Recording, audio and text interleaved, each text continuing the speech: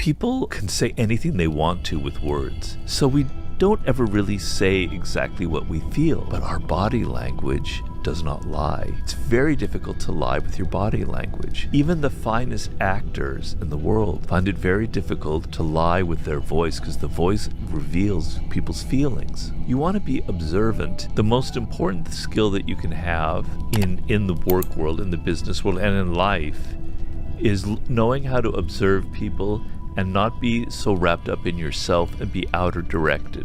So when you're in a situation like you've entered a job for the first time, your tendency is to be all insecure and think, did I say the wrong thing? Am I dressing correctly? Am I fitting in?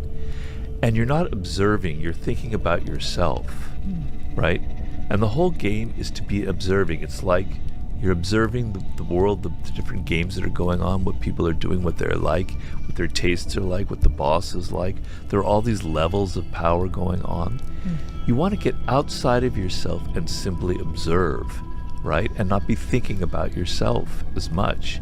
And if you become a really good observer of people, which is something that I developed over all of these different jobs that I had.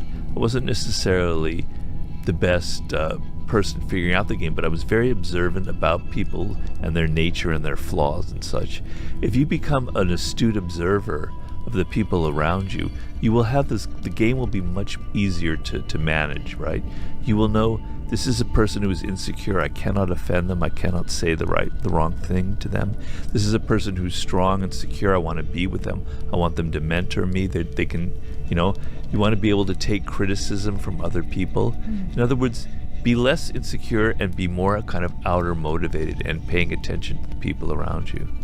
And so it sounds like sort of half the battle is sort of naming what other people are. So saying like, this happened, Robert did this thing, which tells me he cares about how he's perceived. Perception and relevance is important to Robert. So I'm going to name a person like that. Right. And so often when you're young, you're just thinking, I, me, me. You don't even know to name another. Right.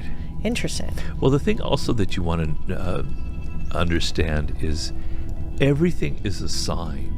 So when you're observing, another thing is enjoy this aspect of it because it's actually a lot of fun. It's like watching a movie and observing people and understanding them.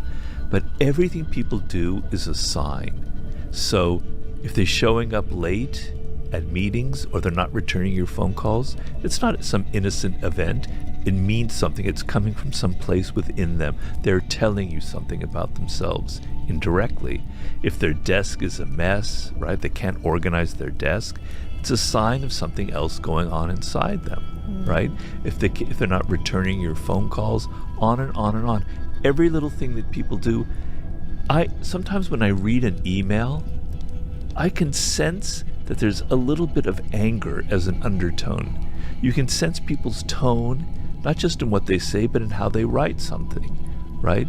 There's not this usual kind of polite tone. There's a little bit of a sharpness. There's a word or two that indicates that they're upset, they're angry. Every little thing that people do is a sign. You're not paranoid because it's actually a lot of fun and you're decoding what's going on because people wear masks. They smile and they say, I love your ideas, Cody, you're brilliant, you're wonderful, but inside they're thinking something else. And you have to be able to pick up all of these signs. Yeah. It seems like a lot of us have lost a lot of that gut intuition. Like we're told to not trust your first instinct. Yeah. We're told to not cross the street when we feel a certain way because that could be rude to somebody else. We're sort of continuously being told to mask this feeling we get in our gut. How do you reopen that again? Like if you're sitting in a room with a bunch of people in the workplace and you're trying to figure out how to play this game, what is the mental game Robert plays to sort of pick up these undercurrents that somebody might not be able to see? Well, I wrote a book called The Laws of Human Nature, sort of my last book, and I have a very long chapter in there about nonverbal communication. And it's an extremely important skill to develop. And what that means is people can say anything they want to with words. In fact, they generally do. They never really exactly say what's on their mind. That's how it is in the social world. Because if you said what was exactly on your mind, you would be offending a lot of people, right? So we don't ever really say exactly what we feel, but our body language does not lie. It's very difficult to lie with your body language. Even the finest actors in the world find it very difficult to lie with their voice because the voice reveals people's feelings, right? So you want to be observant. We're very good at picking these kind of cues up. So you may not realize it, but you sense that something is wrong about this person that you've just met. This is something that I talk a lot about in The Art of Seduction. I've dealt with women who've written me back. They had a gut feeling that this man that they met was wrong. There was something bad about him. They got a bad feeling from it. But what happens is you don't trust that feeling. Right. And then, because you're not, and as you say in our culture, it's not something that we value. And then we go on, we have a relationship, and then we find the hard way out that our original gut instinct was the correct one. So you want to trust these feelings. They're very valuable. We are animals. We think we're all so intellectual. We've got our frontal cortex that governs everything. But inside we operate on emotions, on instincts, on feelings, on sensations. It's a nonverbal form of communication. It comes out in people's gestures and how they move, how they stand, right? They're at a party.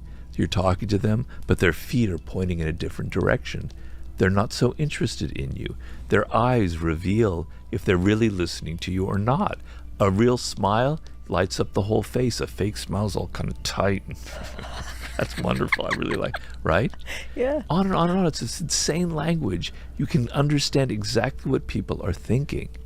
But you have to do this, to be able to reach this kind of level of understanding, you have to shut off your own mind. You have to shut off all your internal chatter, and you have to observe, and you have to see, exactly try and read and detect what that particular sign means. And you won't believe how often you are very accurate with it. You can detect people's resentment, people's envy.